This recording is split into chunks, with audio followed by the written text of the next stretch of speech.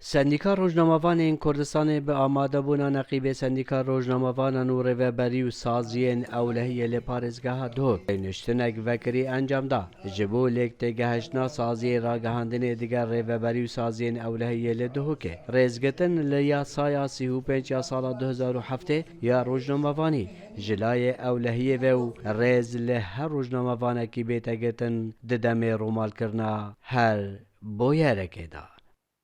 همی هولاجی که سندیکا رو شما نویسن کردستانه همی گاواجی بردام بویا سندیکا گل پارێزەرێن خۆ و اف دیاردن نمینیتن هرچندم مشاع کم کن بس ام نشونه برنبر بکن بس خوشبختانه اف تشتهنه بيجن كول اول دفر ما هي كيمترن هندك دفرين دي تري هنيان اول ولاتي ما هي كيمترن هندك ولاتي دي تري نعمت هين كل ولاتن پیش کفتی ولاتن خوب دموکرات زانن او ناجی پیش الکاری در باره در حق روزنامه‌وانان داد تگرن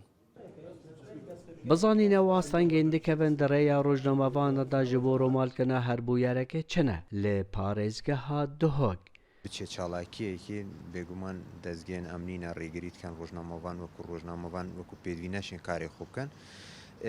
ڕێگری دیاوە ینی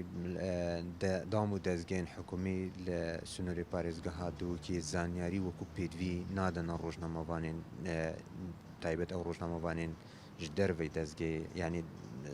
dervey desthilat darê badînan bin zanyarî bi durustî nadine rojnamevan yan bersiva telefona wê nadin evane hemî astengin ber kara rojnamegerî li Sunûrê Parêzgeha Dûkê. تا چرا در دادگاه هندوک سردری دیگر روزنامه‌وانان تیکرن به ماده 35 سال 2007 و او سکالای انتن تومار کردن لسر روزنامه‌وانان چاوان بروانی جلای سندیکای و تیکرن پتریا کیست هاتی ندفمه سر قانون جمهور 35 دیش مهاتی او ضغطامه و بشیانت خومه یه ساعت بخیری بس با هندک کیست هنج راستی تینا دادگاه هشتانه حسن بوناجي عندك بريفاجي يتشونا غير اتجاه باعتبار او قناعته دودواريا بس هنديش ما بيتن وكو سنديكا وكو باريزر سنديكا ام دي بري اتجاه دادگاه دينا سرقانا 35 یا کار روزنامه‌وانی یک جا آستنگین دکبن دریا روزنامه‌وانان دا لپارێزگاه دهوک بدز و اینانا پیزانینانا ده هر بوارکی دا سلام بالایی دنگ امریکا دهوک